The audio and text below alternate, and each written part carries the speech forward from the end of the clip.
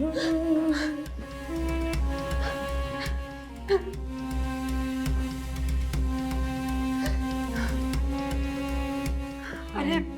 Mummy તમે મીરાબો, આ તમે રડો છો કેમ? શું થયું? ના રે ના, હું શું કામ રડું? કઈ રડતી નથી હું. બેટા મીરા, ઘરની પુત્રવધુ રડે ને તો સારું નહીં. શું થયું છે? આજ દિન સુધી મેં તને ક્યારે રડતા નથી જોઈ.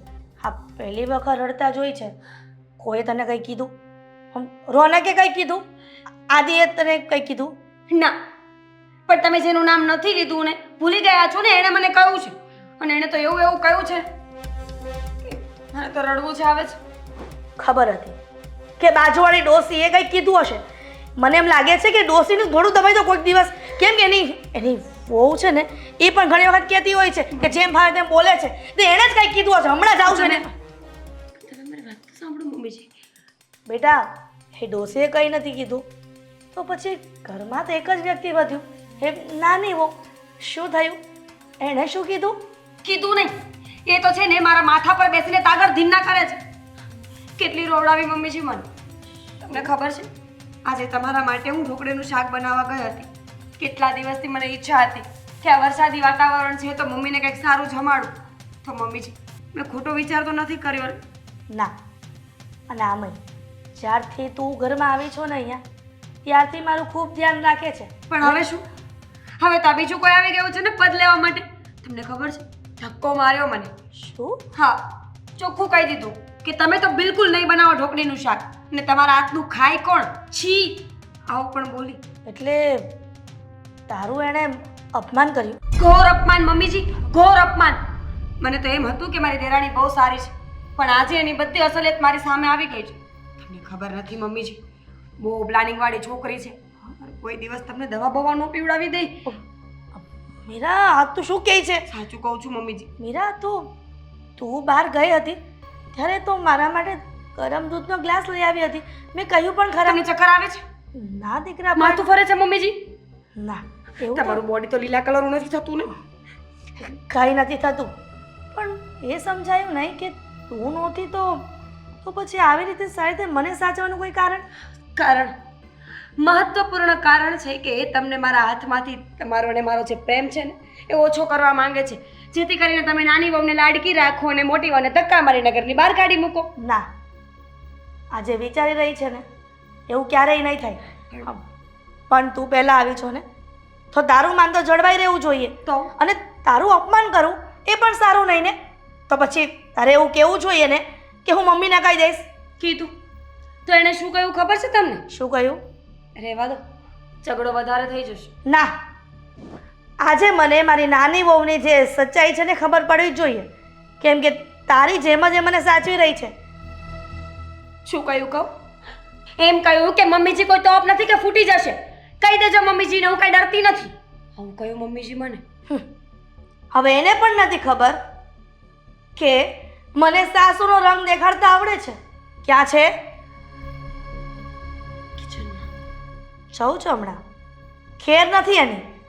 ખબર પાડું છું કે મારું અને મારી મોટી વહુનું અપમાન કરવું એટલું સહેલું નથી.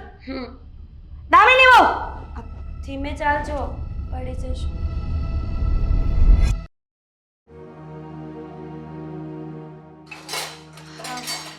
છાશી કાઢવી પડશે ને.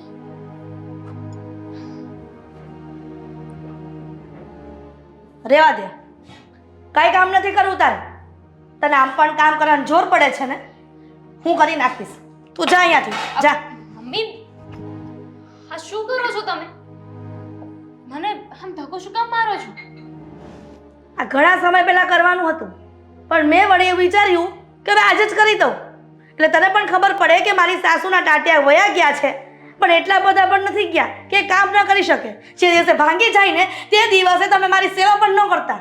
મમ્મી, તમને શું થયું છે? મેં ક્યારે કામ કરવાની ના પાડી? અચાનક એટલો બધો ગુસ્સો શું કામ કરો છો? મારાથી કઈ ભૂલ થઈ છે? ભૂલ નહીં, પણ પાપ થયું છે. આ ભૂલ થઈ હોય ને તો સુધારી પણ લઉં.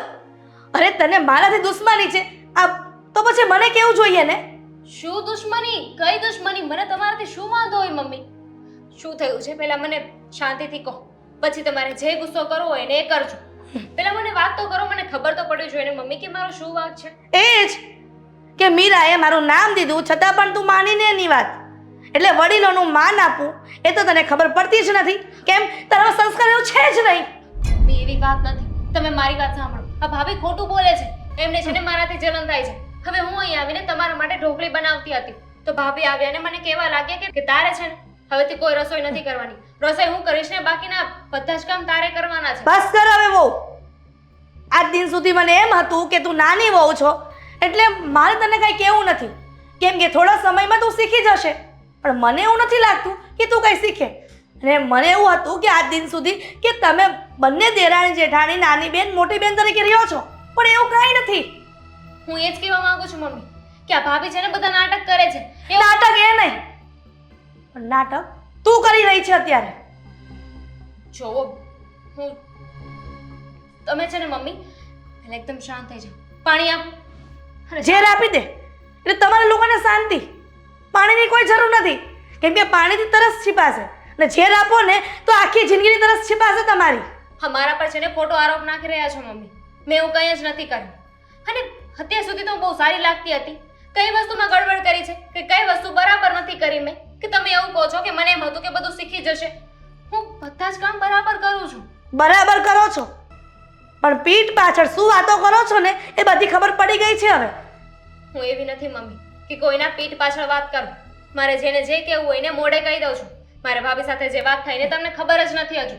તો જેઠાણી પણ છે તારી, એટલે કાન ખોલીને વાત સાંભળી લેજે કે જેટલું મને માન આપવાનું હોય છે ને એટલું મારી મીરા વહુને પણ આપવાનું હોય છે માન. સમજી? ભાભીને ડર છે કે હું એમની જગ્યા ના લઈ લઉં, અને મારે શું કામ એમની જગ્યા લેવી જોઈએ? ભાભી મારા જેઠાણી છે, હું માનું છું, પણ હું પણ એમની દેરાણી છું, એમની ગુલામ નથી. આવી ગઈ ને ઓકાત ઉપર તારી, આવી ગઈ ને તારા મોઢે જ બોલીને. અને કહેવત છે ને હૈયે હોય ને ઓઠે આવી જ જાય છે, એટલે ગુલામીની વાત ક્યાં આવી? ઘરની વહુ છે તો કરવું પડે ને કામ. ભાભીએ તમને શું ખોટું કીધું છે ને મને નથી ખબર, પણ એટલું જરૂર કહીશ કે બહુ મોટી ગેમ રમી રહ્યા છે.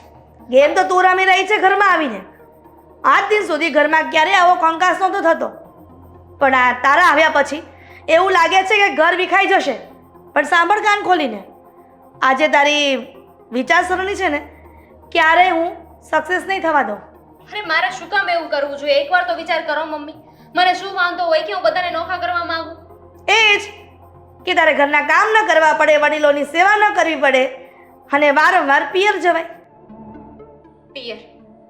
આટલા સમયથી આ લગ્ન કરીને આવી છું, તમને ક્યાંય પણ મારા સ્વભાવમાં એવું લાગ્યું કે હું કોઈને નોખા કરવા માંગુ છું? બધાની સાથે સરખી રીતે રહું છું, વાત કરું છું, બધાની જરૂરિયાતો પૂરી કરું છું. જેમ આ ઘરમાં બધા રહે છે એવી રીતે રહેવાની કોશિશ કરું છું, એડજસ્ટમેન્ટ કરું છું, અને છતાંય તમે મને આવું સંભળાવો છો. સંભળાવતી નથી, કહી રહી છું. કાચિંડો તો કોઈક જ વાર રંગ બદલે, પણ મને એવું લાગે છે કે મારી નાની વહુ વારંવાર કાચિંડા કરતાં પણ વધારે રંગ બદલતી હોય. મારી સામે કંઈક બીજું બોલે, મીરાની સામે કંઈક બીજું બોલે. તો મમ્મી એમાં તમે પણ આવી જ જાઓ ને. અત્યાર સુધી કેટલા સારી રીતે રહેતા હતા. હા ભાભીએ તમને શું કહી દીધું કે તમે તો તમારો રંગ દેખાડી દીધો. તમે પણ મારી સાથે એમ જ વાત કરો છો ને. જે હોય તે તો અહીંથી રસોડામાંથી જા, મારે તારી કોઈ વાત નથી સાંભળવી. રસોઈ તો બનાવવા દ્યો.